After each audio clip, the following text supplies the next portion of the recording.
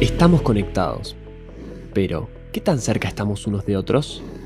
Esto es En Modo Consciente, un podcast de ICM-TV y AUDEC, donde hablamos de pantallas, vínculos y decisiones cotidianas que marcan la diferencia. En este episodio hablamos con el doctor Alfredo Cerizola sobre cómo el uso de pantallas en los primeros años impacta el cerebro y el desarrollo de los más chicos. Alfredo, muy bienvenido, un gusto tenerte. Gracias por hacer una pausa en tus consultas, en tu vida súper agitada, así que gracias.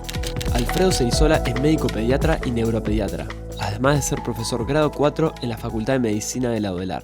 Es neuropediatra del Centro de Rehabilitación Infantil Teletón y autor de numerosas investigaciones respecto al impacto de las pantallas en el neurodesarrollo infantil. Y bueno, queremos empezar metiéndonos de lleno en este tema de pantallas, infancia, neurodesarrollo. ¿Qué estudio hay en Uruguay respecto a este tema? Respecto al uso de las pantallas por parte de los niños. ¿Hay algún estudio? Lo que más ha profundizado en este tema es la encuesta de desarrollo de infancia y salud, que se llama ENDIS, que ya tiene diferentes ediciones, y ahí, dentro de muchísimas otras preguntas, se incluyeron preguntas sobre el uso de las pantallas por parte de los niños, es hasta los 3 años, y se observó un incremento en el uso entre las diferentes mediciones que se han hecho y que superan con creces las recomendaciones internacionales sobre cuál sería el uso razonable para estas edades, para los primeros años de vida, ¿no? Entonces, eso es lo que tenemos como información nacional. Después hay muchísima información a nivel mundial, pero bueno, todas estas encuestas son complejas, requieren mucha inversión, mucha infraestructura, así que siempre vamos mirando un poco más de lo que se investiga en otras partes del mundo. Y ahí recién nombraste de las investigaciones internacionales. ¿Cuáles son esas recomendaciones internacionales del contacto con la pantalla, de la exposición a la pantalla? Ahí está. Un poco para entender por qué se llega a las recomendaciones, lo que se ha visto es que en los primeros 2 años de vida los niños tienen muy poca capacidad para poder interpretar lo que está ocurriendo en una pantalla. Es una etapa del desarrollo en que están mucho más habilitados para poder manipular, para jugar con cosas concretas, para ese juego que implica contacto físico, interacción social. Y entonces lo que se ha visto es que el tiempo en pantallas por debajo de los 2 años no solo no favorece el desarrollo, sino que lo perjudica. Los niños están generalmente expuestos a actividades pasivas, a observar un video, les llama la atención porque tiene luces, tiene sonidos, pero no están interpretando ni están aprendiendo. A veces hay una falsa creencia de que eso es algo entretenido, puede entretener a los niños, pero no es algo que les estimule el desarrollo. Entonces, en eso está muy claro que por debajo de los 2 años ningún minuto de pantalla favorece, entre otras cosas porque además desplaza el tiempo de hacer otras cosas que sí favorecen. Claro. Entonces, no solo el tiempo que está en la pantalla, sino el tiempo que no está haciendo otras cosas. Y después de los 2 años, se ha visto que el uso de la pantalla compartido con adultos puede ser beneficioso, pero solo si es compartido. Lo que no es beneficioso es el uso individual, aislado, que además con los dispositivos móviles hoy en día es más difícil la interacción. Entonces, entre 2 y 5 años la recomendación es no más de 1 hora al día, porque se sabe que también el uso que supera esos márgenes afecta el desarrollo del lenguaje, del desarrollo del juego imaginativo, el desarrollo de todo lo que tiene que ver con la socialización, con la capacidad de autorregulación que se logra en un juego más social, más interactivo con otros y no aislado en la pantalla.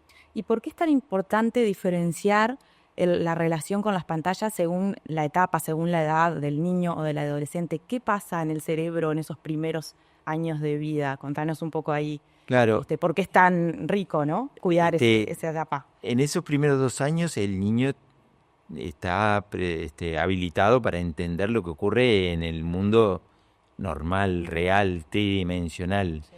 Interpretar lo que está ocurriendo en una pantalla bidimensional, ¿no? Que no tiene le es muy difícil. Incluso a veces aprenden como a repetir sonidos, palabras, pero eso lo que se ha visto es que no logran después utilizarlas en su lenguaje habitual, en su comunicación habitual, aplicarlas. O sea, a veces aprenden como la secuencia numérica o incluso aprenden la secuencia numérica en inglés y la mamá, el papá cree que aprendió a contar y en realidad lo que está aprendiendo es una secuencia que después no le sirve para trasladarla al mundo tridimensional y utilizarla en un contexto de comunicación normal. Entonces, en eso, esa es una etapa que se llama del desarrollo sensoriomotor, que todo tiene que ver mucho más con que el niño pueda tomar cosas en sus manos, manipular, desplazarse, moverse, trepar y no con estar con una pantalla. Después ya empiezan otras actividades que tienen que ver más, sí, con más la imaginación, ¿no? Más el desarrollo del lenguaje mucho más rico. Entonces ahí hay como toda una interacción que puede ser válida con la pantalla si se hace compartida de una manera que se genere un diálogo, que se genere una conversación, que se enriquezca lo que está pasando ahí y que eso no desplace ni las actividades al aire libre, ni los juegos o actividades físicas, ni los juegos compartidos con otros, ni salir a pasear, ni leer un libro, cantar una canción o todo lo que los niños quieran hacer a esas edades, que es muy importante por todo lo que favorece. Entonces está la doble mirada, por un lado de lo que puede no ayudar y por otro lado lo que puede estar perjudicando porque está impidiendo que el niño haga otras cosas cuando ocupa su tiempo en eso. O sea, por ejemplo, si hay un papá, una mamá, algún tío por ahí que nos escucha, y a veces es verdad que a veces estas aplicaciones, yendo por ejemplo a lo que es una tablet o el celular, están como en la categoría de educativas, ¿no? Ay, mira, con esta puede aprender los colores, con esta puede aprender los números. Eso es un mito, tampoco favorece, por ejemplo, al que el niño aprenda los números, aprenda a identificar colores. ¿Tampoco les recomendás? En realidad ahí hay que mirar un poco más allá del rótulo. Bien. Porque muchas de esas aplicaciones que tienen el rótulo, el cartel de educativa, lo hacen como una estrategia para motivar a que se descarguen esas aplicaciones y como un espíritu más de comercialización. La mayoría de esas no tienen ningún fundamento que realmente avale que son educativas. Bien. De todas maneras, si las usa, la clave es que las use con adultos, o sea, que entre los 2 y los 5 años el uso individual sea lo más restringido posible. Y que eso, digamos, en el uso con el adulto sea compartiendo, conversando, dialogando, trayendo experiencias previas o planificando qué van a hacer después. O sea, no quedarse con lo que está sucediendo ahí, sino enriquecerlo. Bien. Y específicamente en el lenguaje, que previamente recién acabas de nombrar algo, ¿cómo es que influyó? ¿Enlentece? ¿Hay estudios de eso, por ejemplo? Lo que se ha visto es... ¿Investigación? Sí, hay investigaciones que son bien interesantes porque se ha investigado que cuanto más tiempo están en las pantallas, menos palabras se escuchan de los adultos o de otros niños. A ver, repetínos eso, como que se abstraen capaz de lo que está pasando ahí. Es que les hablan menos. En parte es porque los niños están ocupados con las pantallas y en parte probablemente porque los adultos también estén ocupados con las pantallas. O sea, ahí se ha como acuñado un término que se llama tecnoferencia, que es la interferencia que hace la tecnología en la comunicación social entre adultos o entre adultos y niños. Entonces, para que se desarrolle el lenguaje, el niño tiene que escuchar muchas palabras. Se hablaba de investigaciones clásicas que decían que niños en diferentes contextos sociales podían llegar a escuchar para los 4 años 30 millones de palabras menos si el contexto social era desfavorable, así el contexto social era favorable. Hoy no sé si se han reproducido esas investigaciones y es probable que todos estén escuchando menos porque haya mucho más tiempo ocupado con estos otros dispositivos y no con conversaciones sociales, familiares. o entre pares, entre niños, de esa manera. Y ahora recién hablamos del lenguaje. ¿Y con el sueño? ¿Cómo puede incidir? Bueno, Específicamente hablando de los niños, esto es muy ¿no? importante lo que decís, porque no es solo el tiempo, sino también es en el momento en que se da. Entonces, se sabe que hay momentos que son especialmente sensibles a que el uso de la pantalla puede interferir con otras cosas. Uno de ellos es en las comidas familiares. Las comidas familiares son espacios privilegiados de conversación y de traer experiencias, anécdotas, situaciones de la vida. Entonces, el uso de la pantalla durante las comidas se sabe que afecta mucho más que si es fuera de las comidas. Y el otro momento especialmente sensible es en la hora previa al sueño. Nosotros tenemos mecanismos para llegar a dormir que implican, entre otras cosas, la no exposición a la luz, o que la luz sea lo más tenue posible. Y cuando los niños están expuestos en la hora previa a dormirse a la luz de una pantalla, eso afecta el empezar a dormir, o sea, lo que se llama aumenta la latencia del sueño, o sea, aumenta el tiempo que le lleva al niño a lograr dormirse, y afecta la calidad del sueño posterior.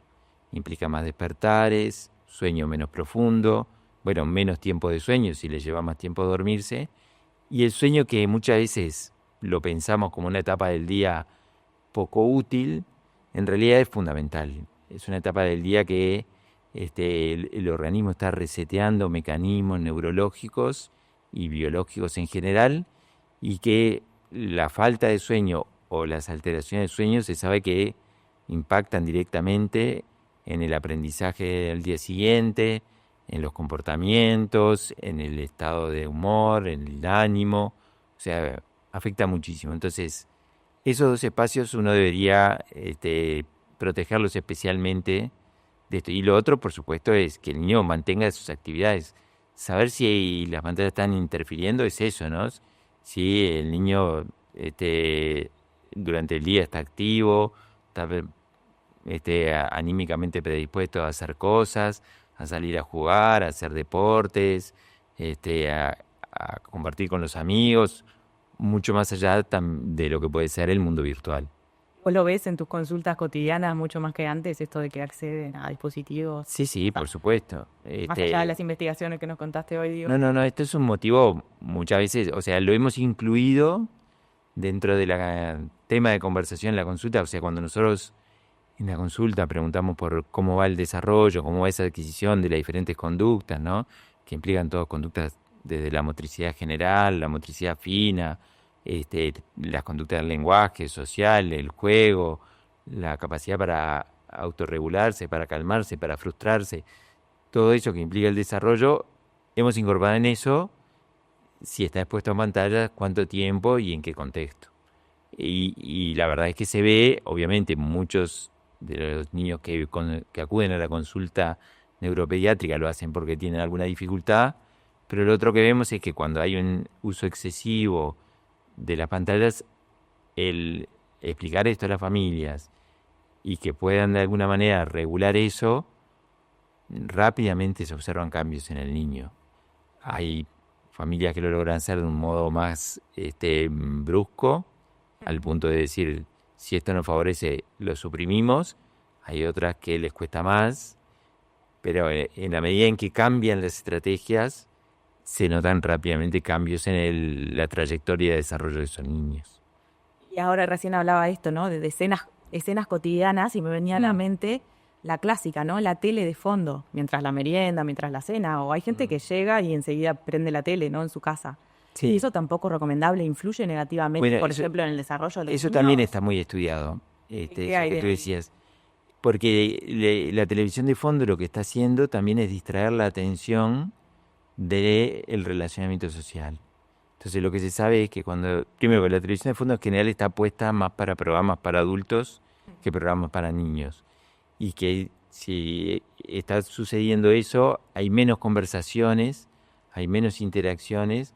Entonces se recomienda no utilizar ese mecanismo, salvo que alguien esté viendo específicamente, y tener en cuenta de que si es un programa para adultos, no necesariamente los niños se van a beneficiar de estar presentes en ese espacio, digamos, ¿no? Que habría que buscar una actividad que fuera adecuada para ellos, según siempre, por supuesto, la edad del niño y el grado de desarrollo. ¿Y con los libros qué pasa? Que ahora está muy de moda el ebook, los Sí. chiquilines ves que hasta les regalan tablets o dispositivos para leer. Bueno, ahí introdujiste dos temas importantísimos. Uno es de quién es la propiedad del dispositivo. Porque si nosotros le regalamos al niño el dispositivo, después es muy difícil decirle que no lo use. Si tiene su juguete, si su juguete tiene como libre acceso y lo puede usar todo el tiempo que quiera, ¿por qué este no?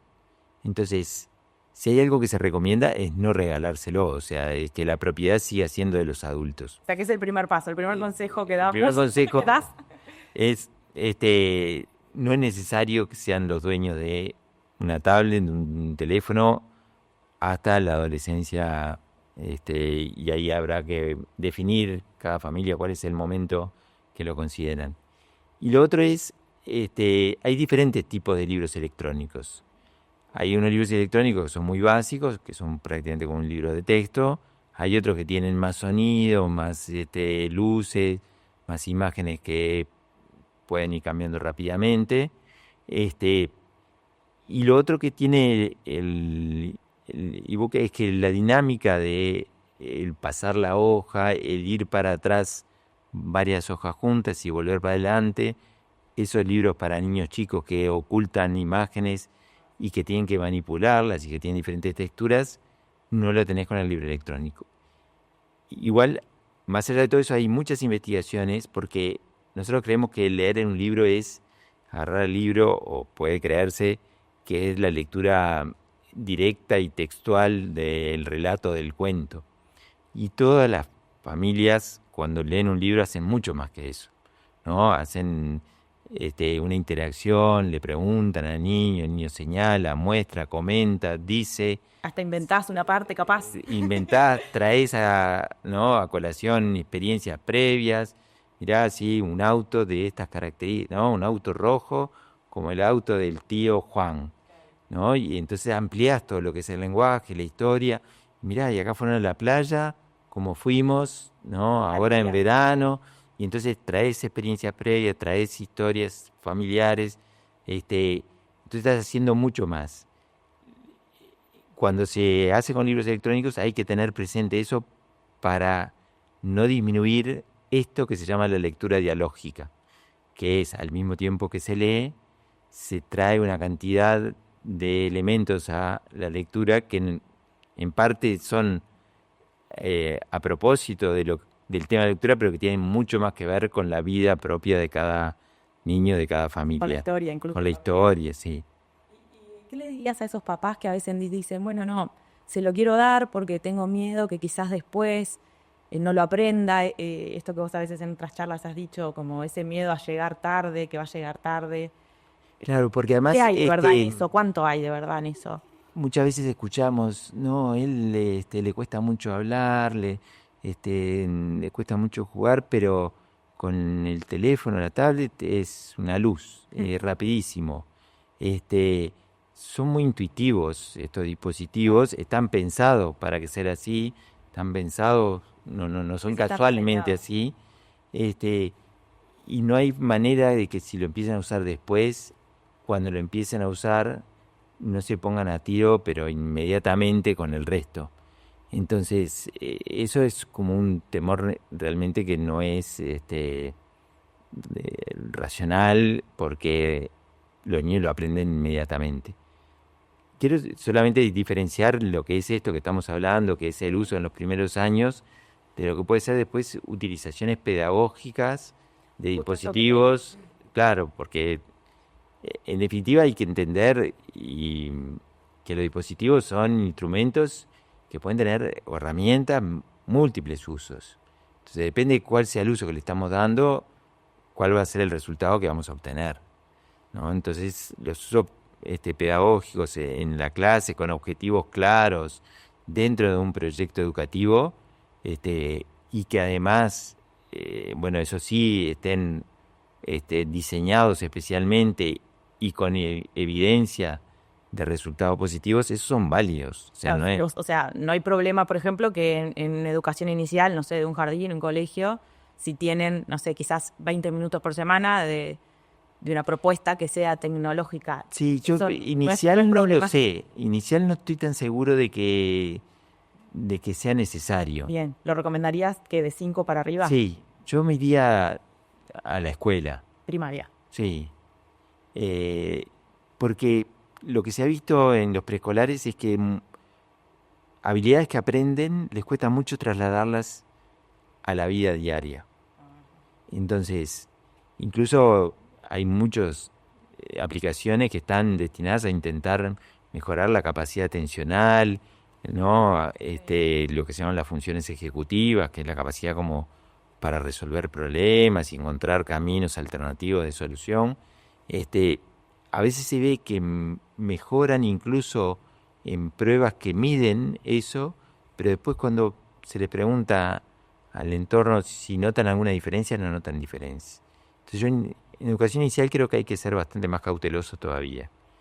En educación primaria, con todas estas consideraciones, creo que es un lugar que puede tener. Y después hay miles de aplicaciones, ¿no?